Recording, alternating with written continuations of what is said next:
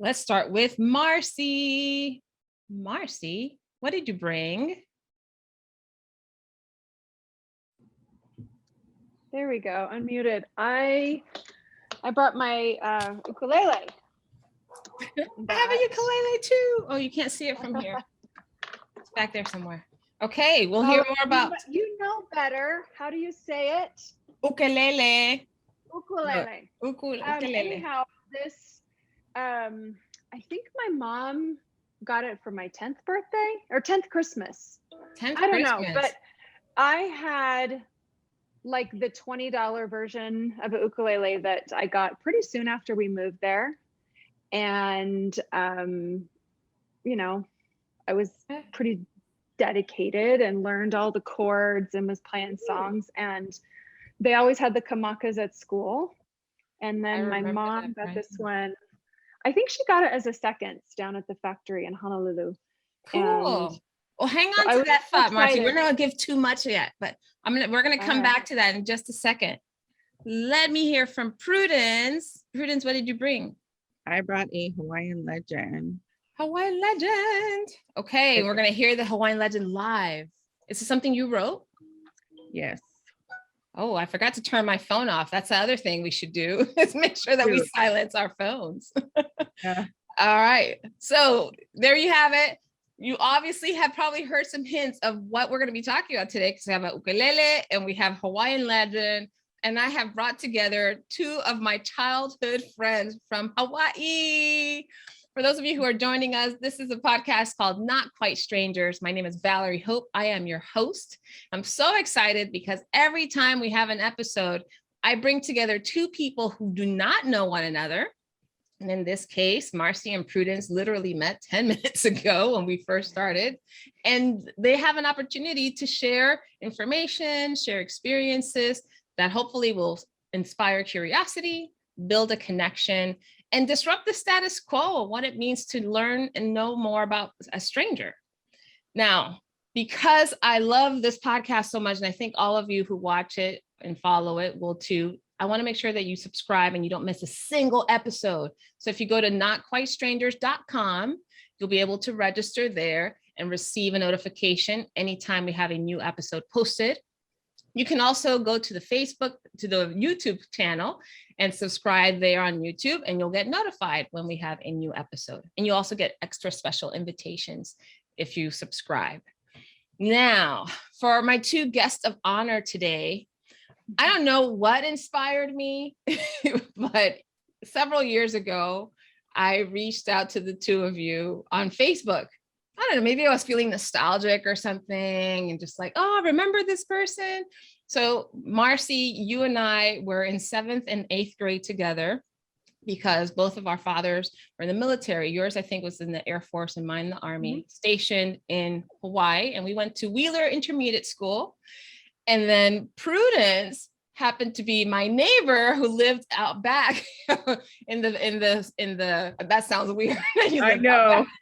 Like in the shed somewhere. In the shack out back. No. So your quarters, your home was in our back, behind us. And so my younger brothers played with your brother Mitchell. And then you and I also were friends. And we didn't go to the same school, but we spent a lot of time hanging out. And I thought, how cool would it be to have two people who were both parts of my childhood? This is probably about as far as I go in like childhood friends, if you will, come together, especially because all three of us are military brats. All three of us were stationed in Hawaii at the same time, and maybe have some things in that experience that would be cool to share. So thank you for saying yes to be on the podcast. Anything Welcome. for you. Aw, so kind. Well, before we get into the objects, one thing I'm curious about, and I don't remember like a moment, but was there a moment that you remember when the two of us met? Like, was there a moment like, Marci, I know you and we played the clarinet in band. So I imagine, maybe, did we sit next to each other? Like Maybe. I think you were better than me though. So you were probably first or second chair. I strongly doubt that. But thanks for your generous thought. But how did we know each other? How did we meet? I'm trying to remember. So did you go to Wheeler Elementary as well? I did. We might have known each other sooner, but I was looking for my class pictures, and we for sure were not in the same class for 6th grade. Okay. But we could have been just, seeing each other around the school. Okay, and 7th, sort because of I was there thing. 5th through 8th grade. And so I was in Wheeler Yeah, same. Elementary, and then okay. We were in May Day together or something, I think. We discovered. Probably No? so. Maybe. Were you one of the island princesses that they did in the thing? No, I was not an island princess, but I think That sounds really funny. we did have, I don't know if in Prudence, you might have had your own experience, but we used to have this. So May Day, May 1st was like a big deal, and we'd have like a prince or queen, king and queen maybe of May Day. There's and a whole royalty. a court. And then we learned a routine. I don't remember the name of the song right now, but we learned a whole like dance routine. I don't remember the name of the song right now, but I think Marci, you knew the song. What was the name? It was Nobody's Gonna Break My Stride. I forget who sings that, what group it is. Nobody's gonna slow me down. Yeah, I do. And we all had matching like colored headbands and wristbands. And I think it must have been like an Olympic year or something, because they had every class was a color of one of the rings, or there was something about that I remember. You remember a lot more than I do. I have no idea. Okay, all right. And Prudence, one thing I remember about you, I don't know if you remember this, you hosted my first ever sleepover, like my first ever slumber party. And you were miserable. I do remember. I do remember. That was a painful memory, Valerie. I was miserable?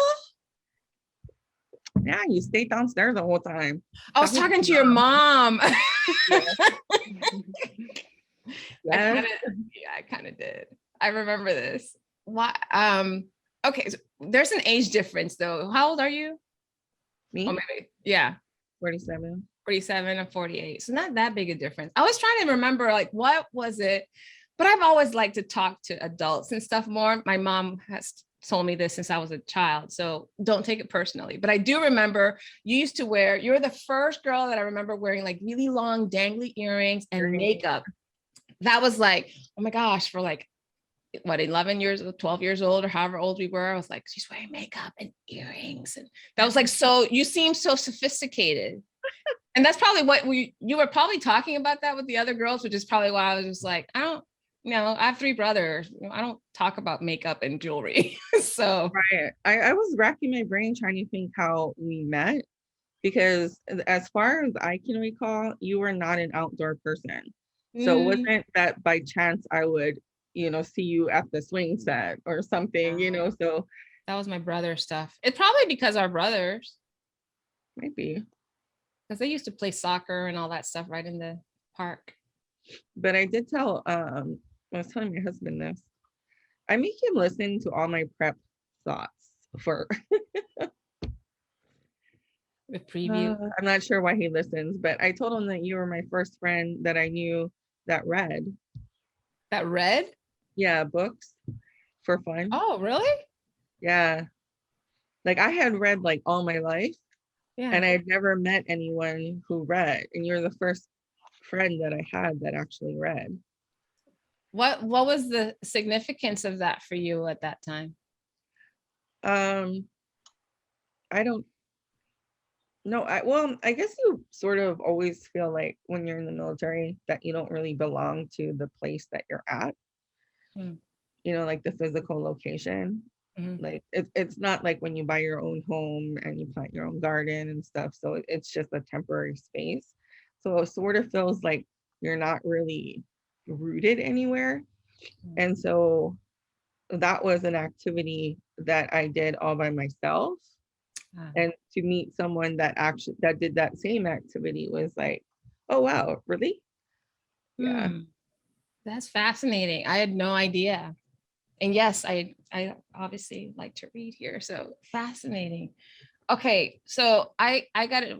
Prudence, what school did you go to? Elementary and middle school? I went to Wheeler Elementary, but I went to Wahiawa Intermediate. Oh, okay. So were we in elementary school together? All three of us? No, mine was 6th grade. You were there in 6th grade? Oh, okay. Okay. So I was already at intermediate school when you started elementary then. Okay. Right. But Marci, you and I are the same age, right? We were in the same grade the whole time. Got it. Got it.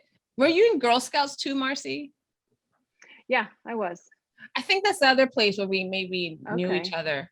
Although I have to admit, I didn't like Girl Scouts that much. I was such a tomboy. I was just like, oh, we have to make candles and make brownies. And can we do cool stuff? Because my brothers were all bringing, like, we made this little leather bracelet and we went to archery. We rode horses. And I was like, I have a candle.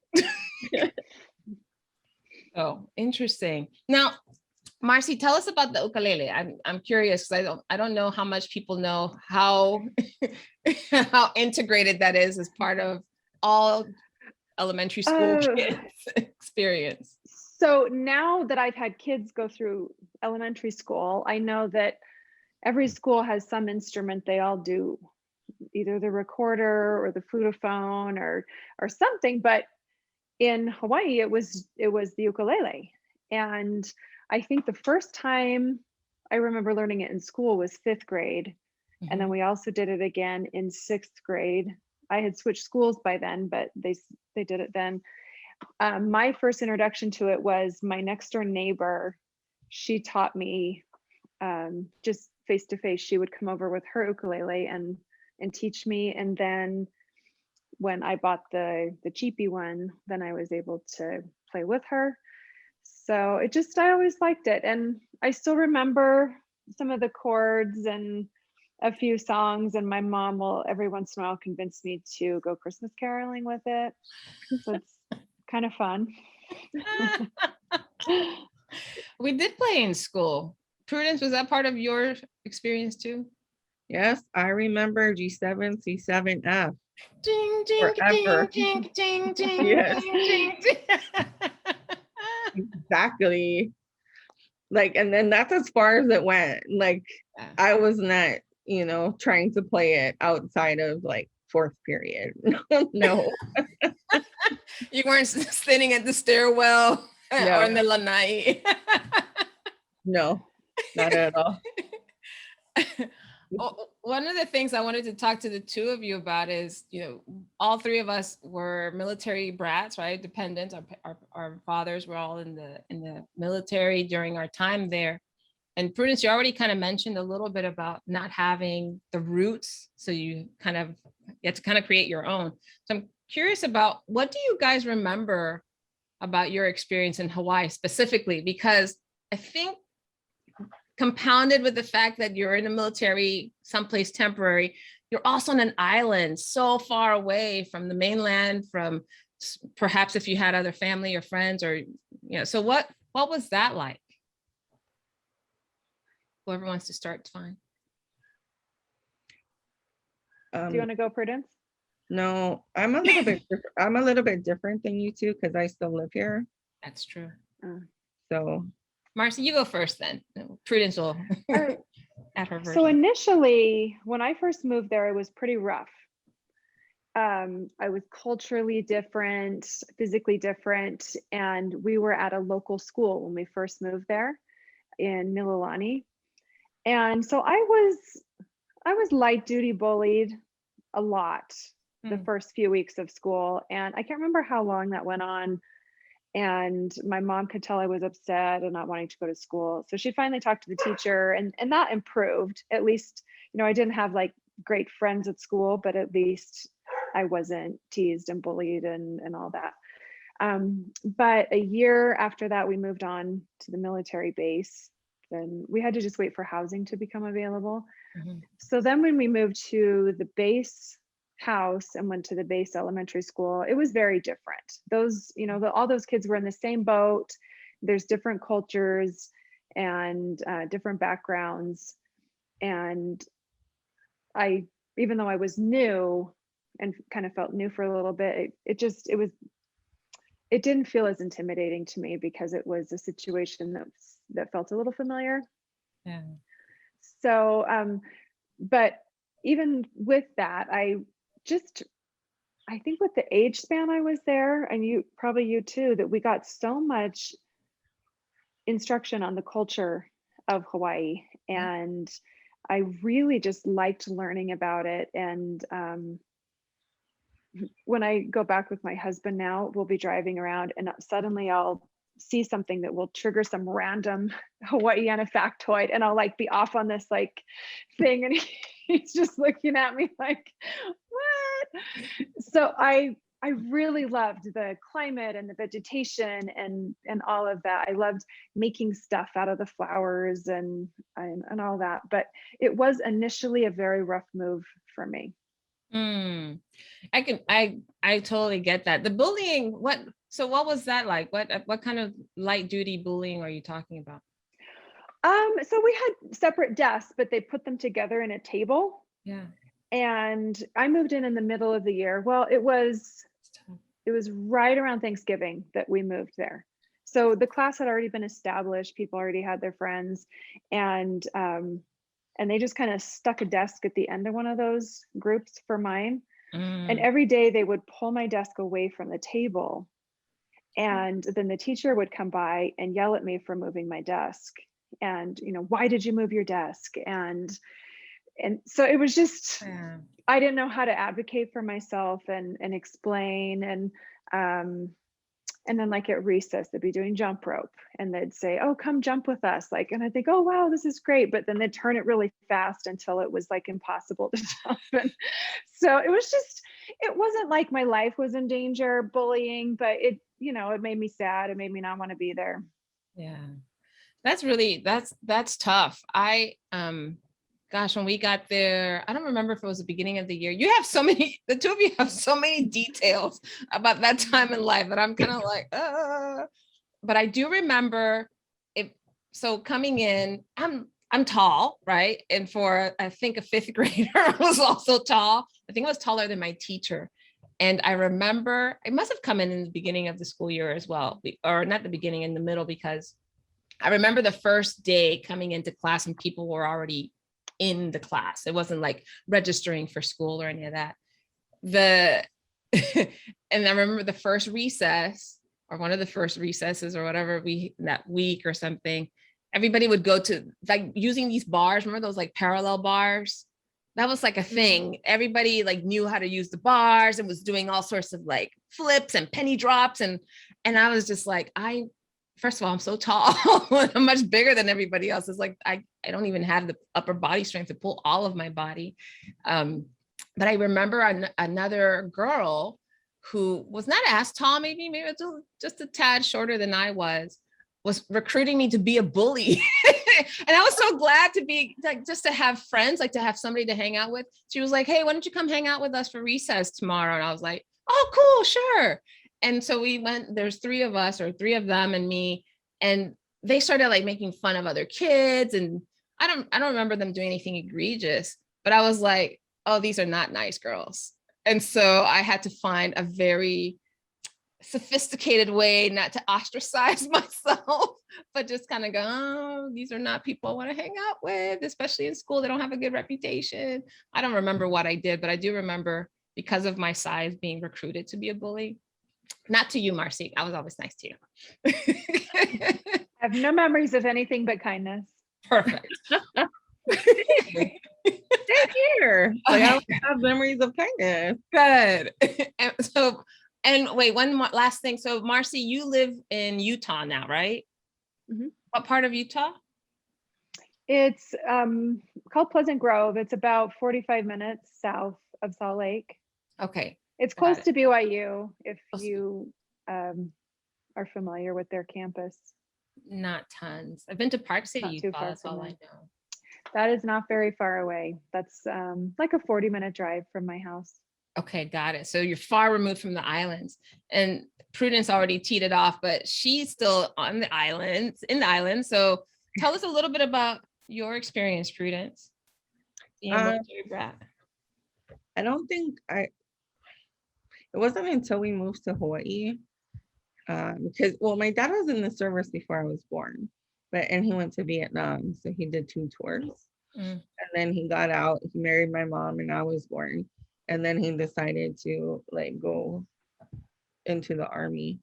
And Hawaii was where I jumped off of, you know, you move every like 3 or 4 years, right?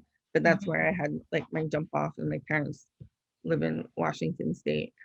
But I didn't learn that I was Hawaiian until I moved to Hawaii. Wow. So yeah, it was, but it wasn't a thing. Like when you're on the military base, you know, like there's Black people, there's white people, there's Asian people, and there's like a small pocket of like Islanders. Mm-hmm. So I think our parents kind of find each other. But when you're kids, you're like on the same playground, you're in the same schools, Yeah. you know, the same cafeteria and stuff. So you don't notice that you're different until someone starts pointing it out. Yeah. So When was that moment? I remember someone asked me if I was Black or white. And I was confused by that question because it doesn't look Black, doesn't look white. And those are the two choices. Yeah. And I was like, Black maybe? Because my grandma was really dark, right? And then my grandma had like really wavy hair. So it's like, she wouldn't be in the white category for sure. So she must be in the Black category, you know? That's interesting. Yeah. So that's kind of how, like, you know, and I still didn't even know it was a thing until the 8th grade. Oh shoot, I want to say her name because I've held on to this all these years, but I won't do it. You can say her first name. Charissa. Oh, that's a very specific first I know, name. I know. Like, how many Charissas in Waihoa are there? About as many Prudences, right? All right. But there was a group of people and they were like talking, and then I sort of, we were like getting ready for homeroom, the bell didn't ring, and I kind of like went up there and I was like, hey, what are you guys talking about? And they're like, oh, we're talking about Kamehameha School. And I was like, what is that? And they're like, oh, that's a private school for only Native Hawaiians. And I was like, cool, I'm Native Hawaiian. They're like, no, you're not. And I was like, yes, I am. They're like, no, you're not. You live on a military post. Like, there's no way you can be Hawaiian. And I was like, bored with that argument. And at the end of the day, I walked past the office and I went inside and they had like the packets to apply for the school on the counter. And I just went and grabbed it. And then I brought it home and I stuck it on the dining room table. And my parents knew what that was. I still had no idea. Charissa said that I'm not Hawaiian, and I am Hawaiian. So we're going to show her that I can apply too. And my parents were asking me all kind of questions, like, you know, how did you hear about this school? And I was like, oh, some girls were talking in school. They're like, what do you know about this school? I was like, nothing really, except it's for Hawaiians, and I'm Hawaiian, right? So I should apply. And it was strange. Like my parents, and then there's like this testing that you had to go through that's like really intense, like the SAT. Mm-hmm. And it's like split apart in like a full day, and they feed you lunch. But my grandma flew from Maui to Oahu to drive me to like the testing site on the campus. Wow. And I'm just like, this must be a big deal because my family is acting weird. And yeah, so my grandma's driving me and we're going up this hill. And I was like, where are we going? And she was like, this school, it's on the whole hill. So I was like, what? And then I went into the gymnasium. There's like something like 600 students for each one person, one slot that there is. I still didn't know any of this, but I read. So I was really good at the reading comprehension and grammar part. Mm-hmm. Not so hard at math, but I was really good at that part. And then I forgot about it. Just totally forgot about it. And then I made it to the next round, which is the interview. And then my grandma flew again from Maui. And I was like, what is up with everyone here? Hmm. And but I guess they're trying not to make me nervous. By flying in your grandmother Right, from another right. island. Right.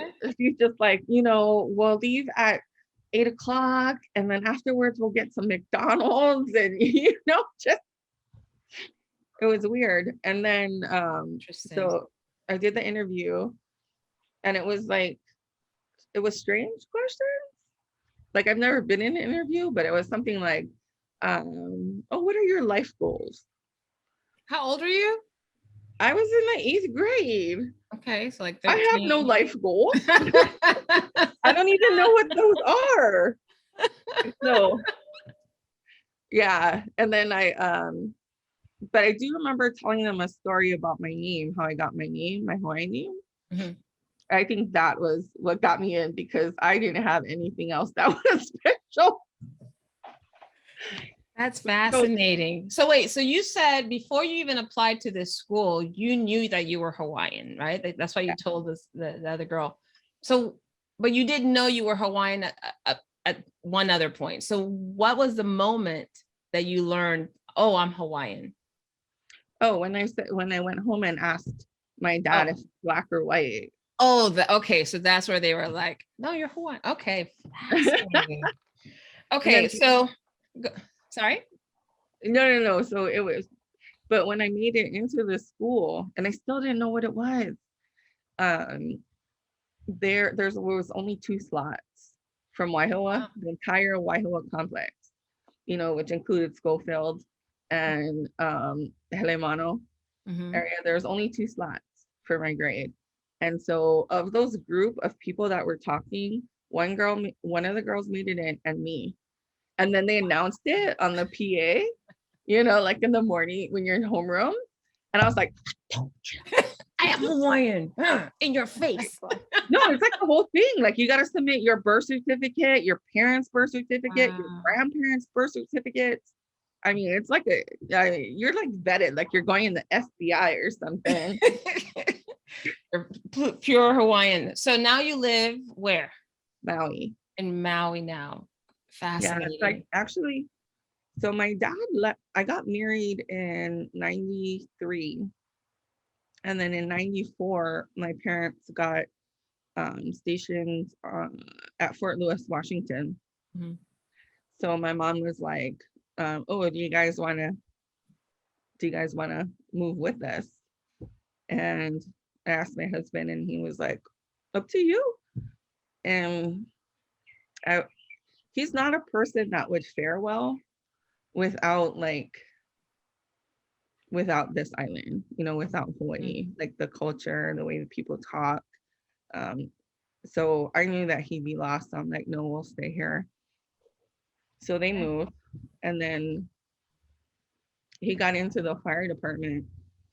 So he tested for Maui County and he got in for Maui County. So that's why we moved here. So Maui it is all the way. One thing I so appreciate about my time in Hawaii, I was involved with so many different groups of people. Marci, I don't know if you and I hung out like during recess or anything, but there was like very diverse groups of people I remember this in middle school. So I would have a group of people that I hang out with in, the beginning of the day, during the breaks, maybe at lunchtime. And it was always different. I don't know, for some reason, I remember always wanting to like be in different cliques, I guess. I didn't want to be in the same one. But sometimes it was kind of lonely because I'd come back the next day and like, oh my gosh, did you hear what Marci said yesterday? And I was like, but that was at lunch. I don't hang out with you guys at lunch. What happened? So things like that happened a lot. But I just remember feeling like, I think you mentioned this, Marci, really enriched by the culture. I learned so much about the history. Mm-hmm. Many of our teachers were either Hawaiian or Japanese, and several generations living in Hawaii. So it was fascinating. I loved history in Hawaii. That's probably the only time you will ever hear me say love and history in the same word, in the same sentence.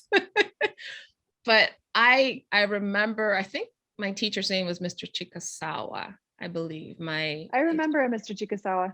I believe that was a history teacher. And we watched the movie Hawaii in class, James Michener's Hawaii. And it made such a deep impression that the islands were colonized by another, group of Europeans who thought that this was what needs to be imposed in this particular islands. And I just remember that really shifted my perspective, and I have a very strong reaction against that colonization. But I don't remember it mattering up to that time. I mean, you've heard about colonization in a lot of other places, but I remember it going, oh my gosh, this is such a beautiful history and such a beautiful place. What? You did what? Right. And I was so outraged, but I remember probably cared more. Now, when we moved to Alabama, I didn't necessarily have the same level of care. I was actually quite shocked. I was in shock a lot in Alabama, coming from Hawaii to Alabama. I didn't know I was Black until I moved to Alabama. Let me just say that. So you knew you were Hawaiian when you lived in Hawaii. I didn't know I was Black until I left Hawaii. So I didn't know I was white till I moved to Hawaii. Oh, what? Say more about that. Well, just like with the bullying, that was part of, like, with the freckles, and my posture was different. I was louder than they were. Just, that's just how we were. So yeah, so same thing. And what was that? So what did you come to terms with at that moment? So you learned that you were white and you were different and you looked different, you carried yourself differently. So what did that mean for you when you discovered that? What did that mean about you? I wasn't really sure how to handle it. I mean, simple things like, and I don't know so much of it, just in my fourth grade mind trying to make sense of it. I don't know if so much of it was Hawaiian or if it was the different Asian cultures that lived in Mililani, but something as simple as blowing your nose. I had always been okay to blow my nose in public. I mean, you were discreet as much as you could, but I don't know if it was just part of the bullying thing with me or if it really was offensive in the culture, but I would blow my nose and everybody would just be completely disgusted. Like, I'm just blowing my nose. I thought that was okay. So it was such a simple thing like that. Wow. And it got to where I didn't even know what things were okay to do anymore. I kind of had to relearn how to mesh into that. And luckily for me, for some reason I guess when I was bored because I had no friends, I had been playing with one of my mom's candles, and it was like this wax that was almost kind of, you could squish it. And somehow I like shaved crayons in it. So it had all these fun colors. And I took it to school and I was just playing with it. And all of these people that like to be mean to me were fascinated with it. And so that was like the only way I could have anybody want to be nice to me was that I would let them squish this wax if they were, not being mean to me. So I went home and I picked the wax out of all my mom's candles, had that with me so that I could make lots of friends. To reward the people who didn't bully you. Yeah, exactly. Yeah, you get a wax, you get some wax. I before we turn the corner, I wanted to change to another topic, but I since we're talking about Hawaii, you brought a legend, Prudence, and I want us to hear the legend. I feel like we've kept us in suspense now, so tell us, what is this legend? All right, you guys know what the taro plant is? Taro. Mm-hmm. To make poi out of it. Yeah. Yes. Okay, good. See, I knew you guys both would know this. That's why I'm like, they're going to be interested in this. I know it. Okay, so Wakea the sky and Papa the earth came together, and born was Ho'ohokulani the stars. Wakea the sky and Ho'ohokulani the stars came together, and born was the kalo plant. It was a root and it was cast to the earth. And Ho'ohokulani the stars and Wakea the sky came together again, and this child was born man. And the man was cast to the earth to take care of his brother, the kalo plant. So as long as man takes care of kalo, the kalo will take care of man. So when you plant a kalo, there's like a stalk, right? And then you plant it in the dryland or a wetland, but you plant it in the earth, and that stalk is called a makua. And that makua means parent. So then all these little stalks will grow out of the bottom, and the little stalks are called keiki, where we get the word, yes, children. And the whole clump with the parent and the children is called an oha, where we get the word ohana. Wow. Okay, so you're gonna have to send me that if you have it written down, because I'm sure It's that an they're oral tradition. I know, Prudence, this is oral tradition. That's why we taped it. You can practice from the taping. Okay, fine. So apparently we, the goddess Pele would strike us down if we were to print it or something, perhaps. No, that's a different irony. It's a different different. Fine. No, but I thought that's really beautiful. So all of the family basically comes out of this, the joining of the heavens, joining of the stars, and then the upkeep of the taro plant left to man. And what a great metaphor for us to also take care of the earth. Yes, exactly. Beautiful. I did want to shift gears a little bit, because I think there's something about the two of you that was really interesting. Marci, I know you have 2 kids, 3, 4. I missed that. Okay, so why did I think you only had 2? Okay, so tell us, how old are your children, more or less?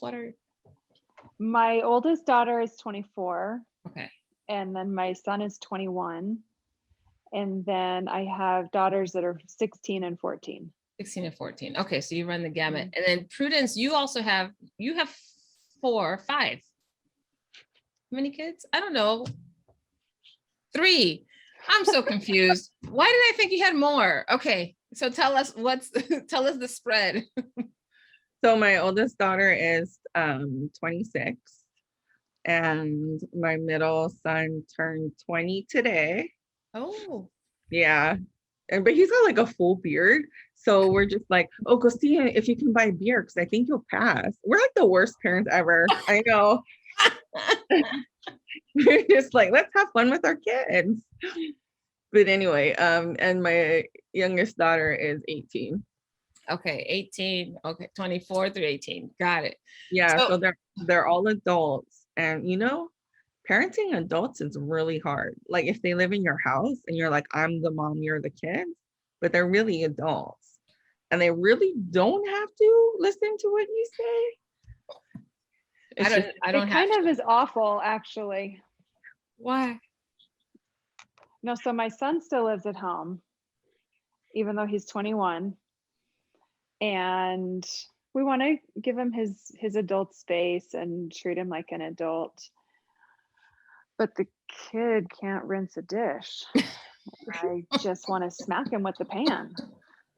So that sort of thing is frustrating for me. And just, when they live at home, you're aware of them not coming home at night or whatever. And then you worry, is this a problem? Should I do something?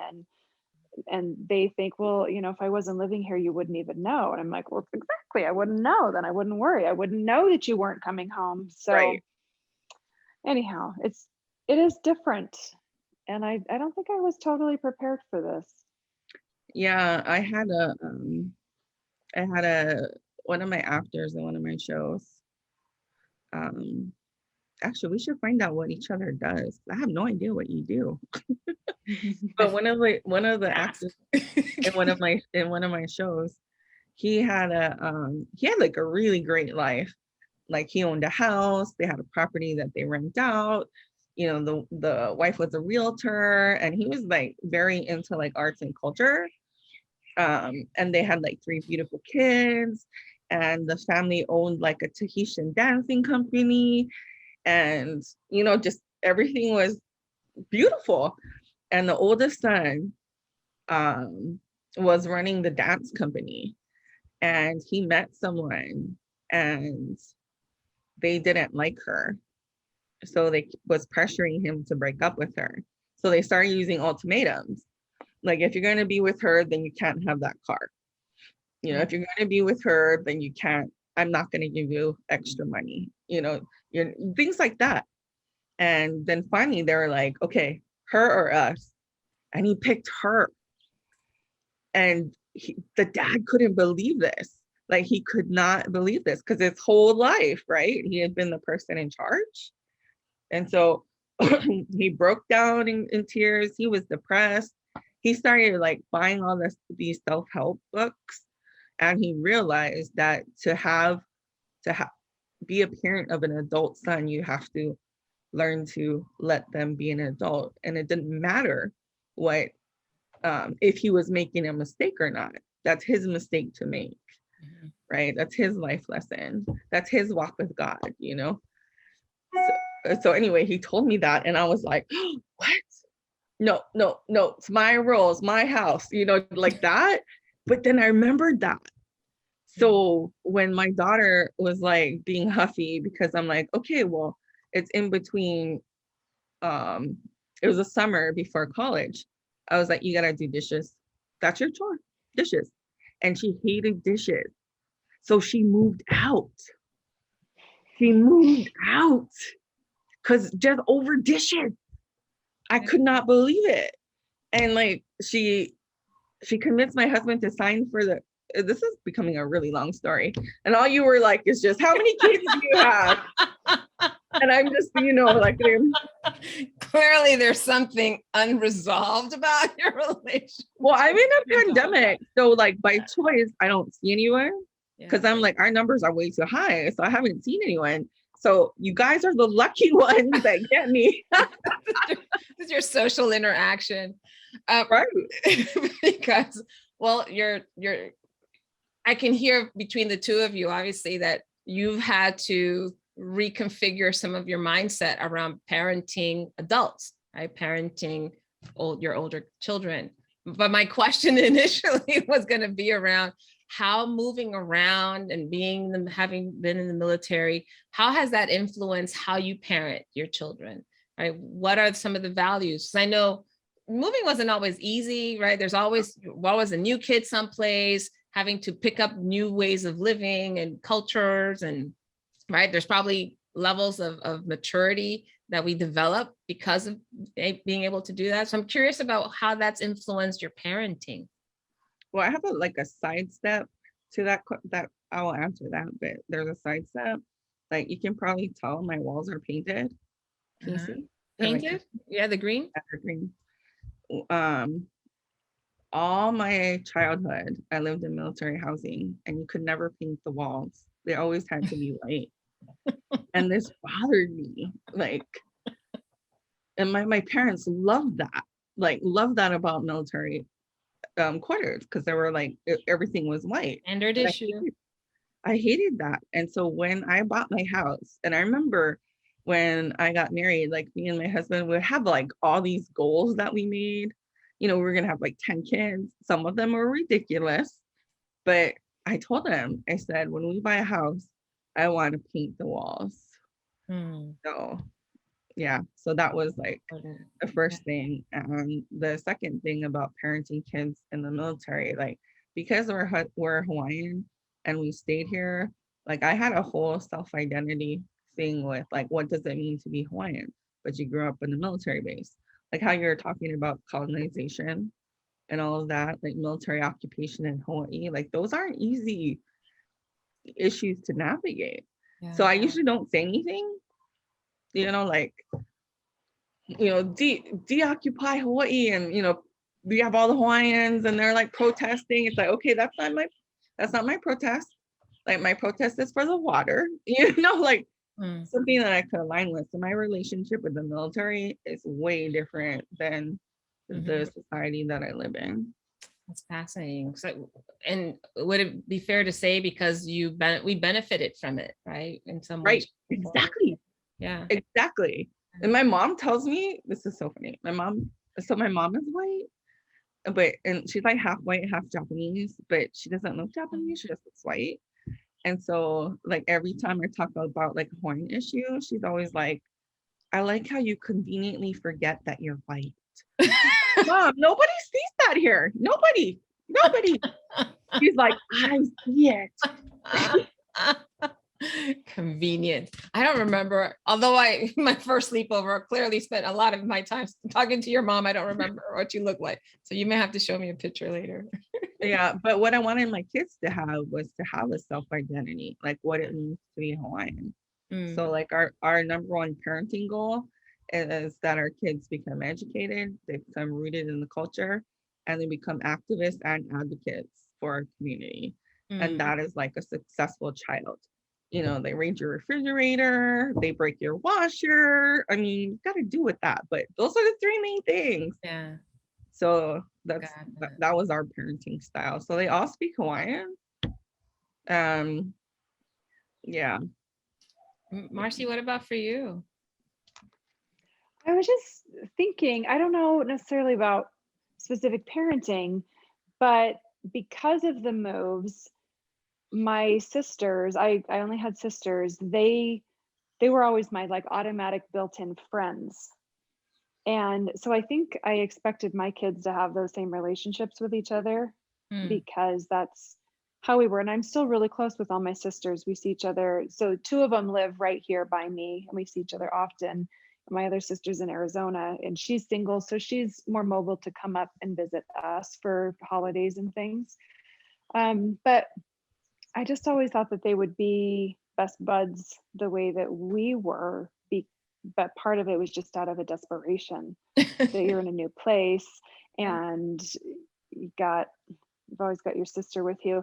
But what's funny, you mentioned the wall painting, Prudence. You can see I have 2 shades of blue behind me, and every room in my house has at least one wall painted some really fun outlandish color.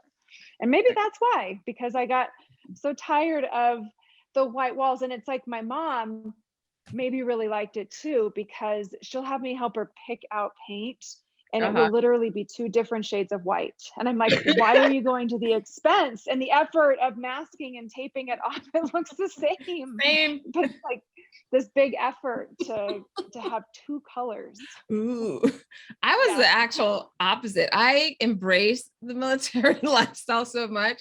I've lived here in Dallas 20 years. This is the longest I've ever lived anywhere on the planet, right? Because we immigrated from Panama when I was 9. And so 20 years living in this one place. I've lived in the same apartment for 10 years, which is probably unheard of for the most part. The same complex for the whole 20 years I've been here, by the way. And Really? yeah. I've traveled a lot. So even after I graduated from high school, I went to University of Alabama for college. And after graduating there, I worked with an organization called Up With People. And I literally lived out of a suitcase for 5 years of my life. And so it was always moving. So I didn't have a space. I didn't have a car. I didn't have a lot of things. So that military mentality was kind of continued through my early adulthood. So when I moved here and finally had a place, I was just like, why mess with it? It works. Never painted. I'm sure we could. I don't even know if I could paint the walls. I'm sure you can, but I haven't even thought about it. It wasn't until probably I moved about 3 different apartments since then, the same complex, but I've upgraded each time. And I remember my sister-in-law at one point was like, Valerie, you should really put stuff on the wall. I was like, but I don't know how long you've been here. 3 years. Like, come on. And I'm like, oh yeah. And so there's this, I think for me was a little bit of a detachment from the place, the structure, not the people. I've always felt really connected with people that I don't think has changed. And I think part of it is because of the military, that we had such a short period of time. We're like, make it work. You got 2 years to make friends, go. Or 4 years or however long you're stationed someplace. But I think detachment from the physical structure of where I live. So if it weren't for my sister-in-law, you would not see any plants and furniture and any color. It would just be this drab, functional IKEA or something. It's interesting. I wanted to bring up something else. So, I don't know how comfortable you guys are talking about it, but you also have something in common with Marci. You just married your daughter, right? Would you mind sharing a little bit about what that experience was like for you? Did you just say she Sure. married? No, she did not marry her daughter. She married her daughter off. Okay. I was like, what? I facilitated a wedding over there in Utah. That's weird. I wonder if I just hold up a picture. I was going to try to just hold up a picture on my iPad, but it's being, here we go. Things never seem to work when you want them to. No, I should have had one prepared. I don't have it here. Anyhow, my daughter. So I guess about 2 years ago, she told me that she was not attracted to men. And it kind of took me off guard just because she had had crushes and things. So I was confused, but anyhow, so we went through all that, and she met somebody that just a really amazing person, and decided to get married. And so their wedding was a month and a half ago, and having a double wedding in Utah, I was, it brought up all insecurities, or are people gonna think that I'm parenting wrong, or that I didn't know how that would go down. And sadly, there have been some family members that have said things that have kind of awkward now to have relationships. And so some of those fears were real. But for the most part, it was just so beautiful to see them happy and to be a part of it, and to have so much of our family there with us and celebrate love and how happy they were. So that it was a busy few months to get that all put together. They said, "Oh, Mom, you don't have to do anything. We'll plan the whole thing." And anyhow, love both of them to death, but it's two women that, as far as I have never even planned a birthday party or anything. I actually did quite a bit for it, and fortunately I had time to do it. I had started school this last spring. I thought, I'm going to go to school and update some of my computer skills. I still use Word Perfect because I'm so good at it. I can do anything on Perfect. And so I'm like, I have got to date my computer set here. So I enrolled in a class, like a 1-year program. And I had started that. I went to class. I was all excited. I had my backpack, and I get there, and it was all high school students. And after 3 days of doing so much busy work, I thought I was going to lose my mind. I called the school as I was leaving that day. I'm like, "When is that, like, that drop date that you have where you get your money back?" And she's like, "That's today." I was like, "Oh, guess I'm not going to think about it. Send me the paperwork." So luckily, I had kind of cleared a lot of time for school. And so all of that, and I decided that what I did for the wedding was basically a 1-year program at a tech school, because I did their announcements, and I used Word Perfect for that. Their announcements and their, we did all of it in house. It was really kind of fun actually to do that, because we had my daughter's in-laws come, and we all got together and we folded the announcements and put them in the envelopes, and it was a great experience to do that together. So that was, instead of school, I did a wedding. And so the one thing I wasn't sure about, and we've had a couple of conversations since then, or at least some chats. You're Mormon, yes? Mm-hmm. So how does that work in the Mormon faith? Because I don't look, I have no judgment around it. I'm just so curious. So things have gone different ways in how things have been handled.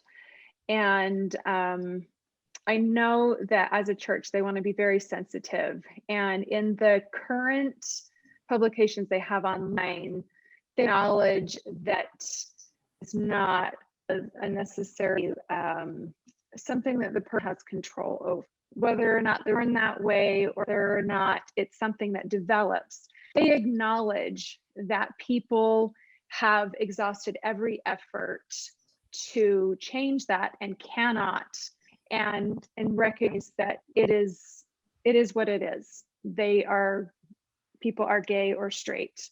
And then, you know, there's all of the other sexual orientations that are also in there too. But just since we're talking more about my daughter's situation, I'll just stick with that. My throat is so dry. So they acknowledge that that it's not something that you can change about yourself, and they encourage people to be understanding and loving with that person.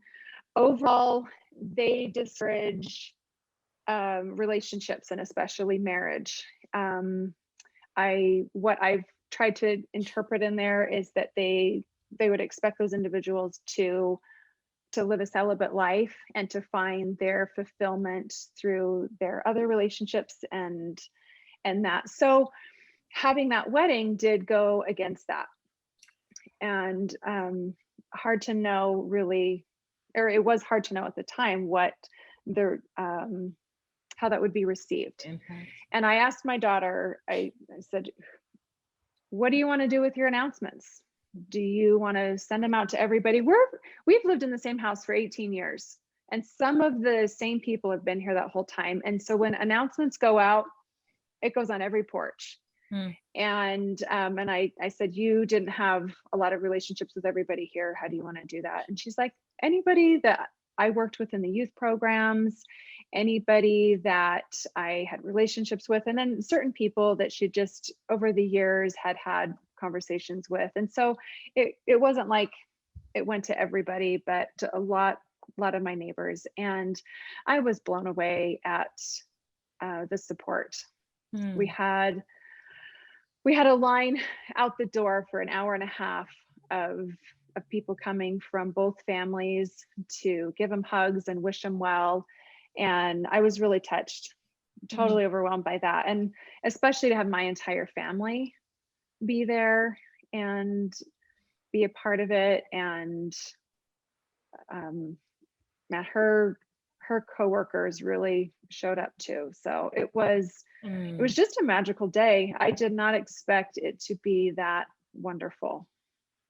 And the next day, my two daughters said, I wish we could do it again. That was so cool. I'm like, oh, no. No. Sounds like you raised a couple of activists just like Prudence did. Yeah, that's fascinating. And Prudence, what about for you? Anything to add or any questions around that? Yeah, so my oldest daughter is transgender. So born male, but lives as a female.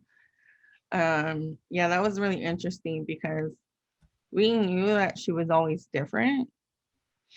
So we used to have all these talks, like my husband and I, like, I think she might be gay. We're like, okay, we know what that is. It's like, all right. And then, you know, just, that's her. And so when she came out as transgender, we didn't know what that was. And then we went like online and we were like trying to look for support groups in Hawaii. And yeah, that wasn't a thing then. And we ended up calling, she was so unhappy, like so unhappy. Like she didn't talk, like she would only whisper. And it was just, everything about her was just so sad. And so I was like, we got to do something.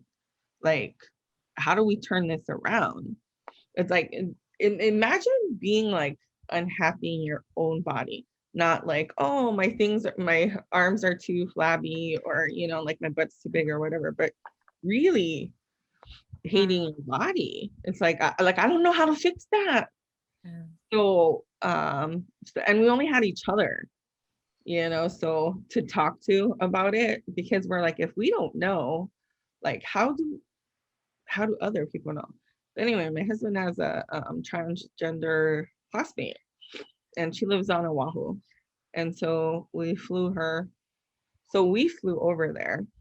My husband called her and asked her if she would talk to our daughter, and she said yes. So we met her out there and then had a good talk with her. And then things took a turn after that. And she got like better, and she got like happier. And And like for like Hawaiians are really religious people. We have an interesting relationship with religion and spirituality. Like they're not necessarily the same thing. Um, so because religion is oftentimes very negative about the people in the rainbow, we decided like we wanted to bless our house. So we're trying to like figure out like, because she was turning like all this sadness, all this confusion, like you could feel it in our house. And we wanted to get rid of that. So we started looking at like different people to come bless our house. And most of them were like church people, like Christian people. And we didn't want any of like negative like attitudes toward being a rainbow child. So we're like, oh, what are we gonna do? And I was like, why can't we bless our own house? I mean, it's our house. And who's the best suited to put good intention into the house? It's like it's us. So we sat down. So there's 5 of us, right? So we sat down and each of us wrote a verse to this chant. And so we did the 4 corners of our house, right? North, south, east, west. And we did it in each corner. And then we ate like the foods to sanctify the ritual. So it's on a tea leaf. It's like fish, squid, taro, and I believe the other one is sweet potato. And so then we ate that, and then we burned the tea leaves in the hole in the yard and buried it. And so we're like, this belongs to us, this house, this family, it belongs to us. It doesn't belong to somebody else. So we have a lot of religious family and friends. And what I tell them is that Kappa's walk with God is Kappa's walk with God. Like not you, or neither you nor I get to dictate that walk. So that's beautiful. I'm so appreciative that you both shared, because so speaking to you individually, I was just like, oh, there's a thread of connection here. And I should have checked in before, to be honest. It was really until the moment I started thinking about childhood and your children that I was like, I love to talk about it here on the podcast, because it's a whole different dimension, I think, to parenting that you all now bring and are having to wrap your own arms around it, and then also the rest of your family. So thank you for being generous. Yeah, I don't know if it'll show if you can see this Yeah. picture, but look how happy they are. yeah. Yes. Oh, very cute. And same thing, she was before she came out, she was just miserable. And we could tell that, and we thought maybe she needs to move out and go be with people her age. She just seems miserable, and it actually kind of made it worse, because she realized how different she was from her roommates that were boy crazy, and so she had like a really dark time. It was very sad. And as soon as she acknowledged her sexuality, she was able to kind of be free from that. And even though I always had a really good relationship with her, she did not have confidence that I would still want to be her mom. She was still afraid to bring that up. And because of some other things that had been going on, we were both seeing the same therapist independently. So her therapist knew me, and she said, you can absolutely tell your mom, I know your mom, and she is not gonna, she's not gonna cut you off. So that was really a blessing. And I see that as a huge advantage that I had. Sometimes when I share my story, I feel like it makes it look like it was so easy to get to that place where everybody was happy. But I'm like, we had just so many of these little things that were really helpful. And that was definitely one of them, that we had that same therapist that knew each of us and knew of our relationship and could say, this is going to be okay. And she kind of helped us navigate through that. It was really helpful. I could continue to pull on this. Oh, This your is daughter? Yeah. Oh, Beautiful. So beautiful. thank you. Very. Yeah. So she just so last year she graduated with her associates in applied science and business, and this December she gets her bachelor's in Wow. in business. Yeah. So she's happy. She has a savings account. She has her own health. Right. She has her own health insurance. And you know what? The thing that was really fortunate for us, and I don't know if this is the same for you, is that me and my husband were on the same side. Yes, absolutely. That was another really, you almost take it for granted until you hear of somebody where it's not. I follow some Facebook groups, and a lot of the problems that people are having are the discrepancy in how they and their spouse want to handle it. Right. So I'm curious, as we're starting to wrap up our time together, and again, this could have been a whole different episode, which we might, if you want, I could have a part 2. I'm serious, by the way. I'm curious, if we zoom out of this experience today, this is the first time either of you have been on a podcast. And I remember in the very beginning, it took a little, soul searching to see if this is something that really, that you would say yes to, that you thought would benefit. So I'm curious, looking now at the experience, what did you get out of being in this conversation today? I have really loved getting to know Prudence. It's been fun. I don't know, because I don't feel like that interesting of a person. It's like really a podcast with me. So, yeah, but it's been great to talk to both of you. There's no, I think that's interesting that you don't feel that interesting as a person. I think all the human beings are interesting. I mean, you shared you play the ukulele, you had an experience first time feeling white, and the clarinet. You have a dog and the clarinet. You have a daughter that came out to you. You have I think your son's on mission now, right? I believe, or going. He's back from that, but he did that. Yeah. So I mean, we're all layers, and I think that the intent is to connect with that. I'm not sure what your bar for interesting would be. Maybe it's different, but I think you sure as heck are interesting enough. And Prudence, obviously, wanting to bring the two of you together to have this conversation. I'm curious, Prudence, what was it like for you? What are you walking away with? I was like, I almost never share this with people, but I was almost Mormon. Like, I drove the carpool. What age? Okay, wait. It's a whole story. That's gonna have to be the part 2 then. We're gonna have to wrap it up. I had of my friends, I had the first car, and so I would pick everybody up.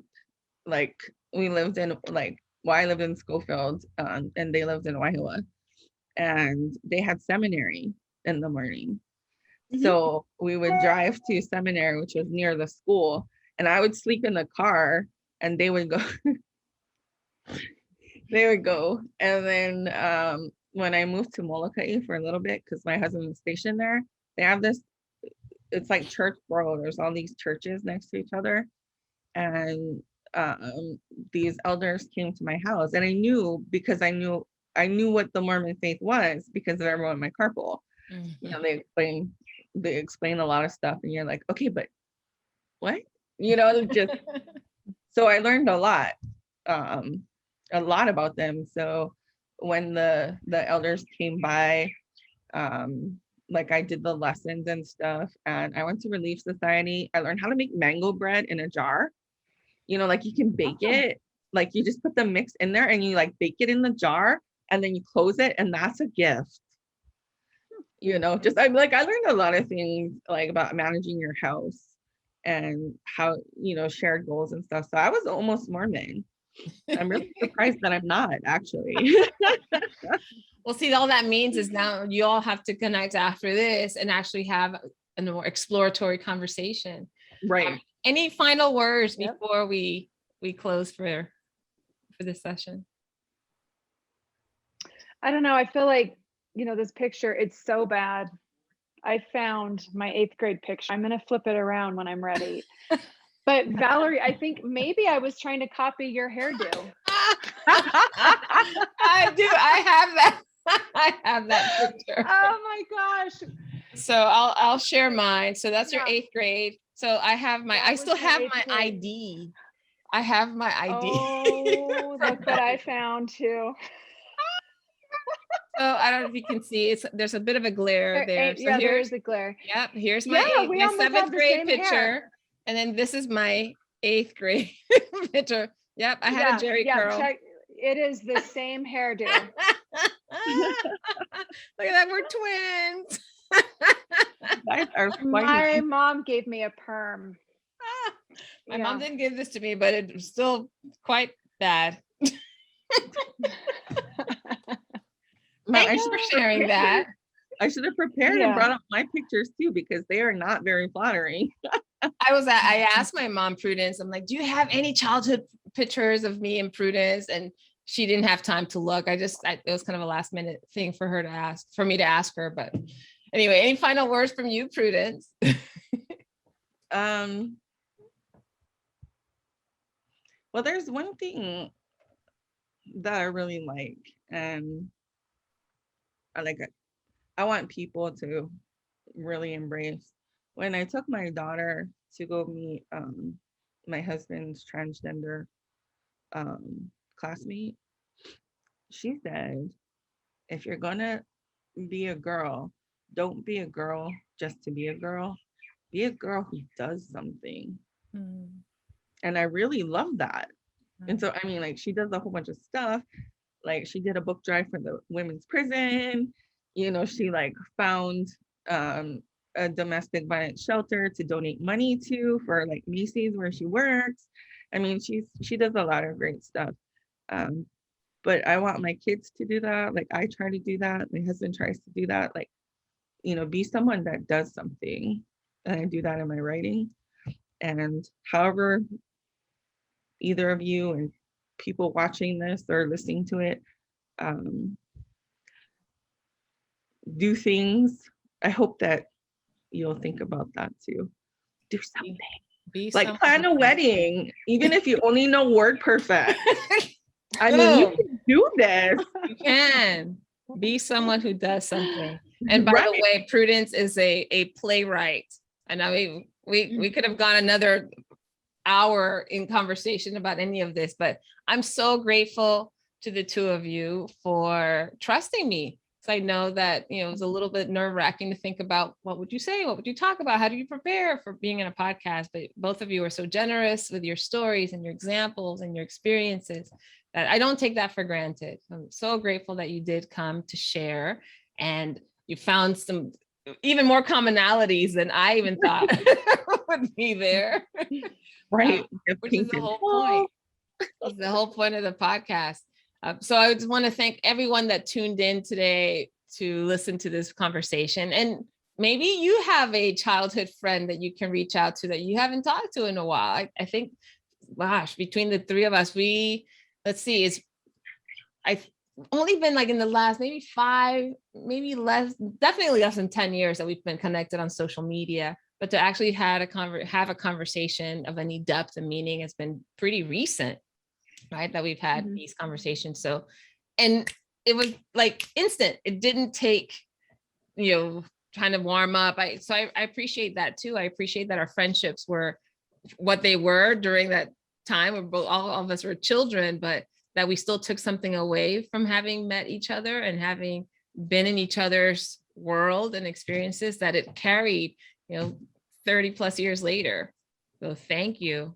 This is very cool. Very, very cool. Yay. So thank you everyone for tuning in to another episode of Not Quite Strangers. Make sure you subscribe if you haven't already done so at www.notquitestrangers.com. We look forward to seeing you at the next episode, everyone. Thank you again, Marci and Prudence. Thanks everyone else for tuning in. Have a wonderful rest of the day. You've been listening to the podcast Not Quite Strangers. Be sure to subscribe or follow on your favorite video or podcast platform. And for more information and content, go to notquitestrangers.com. See you next time.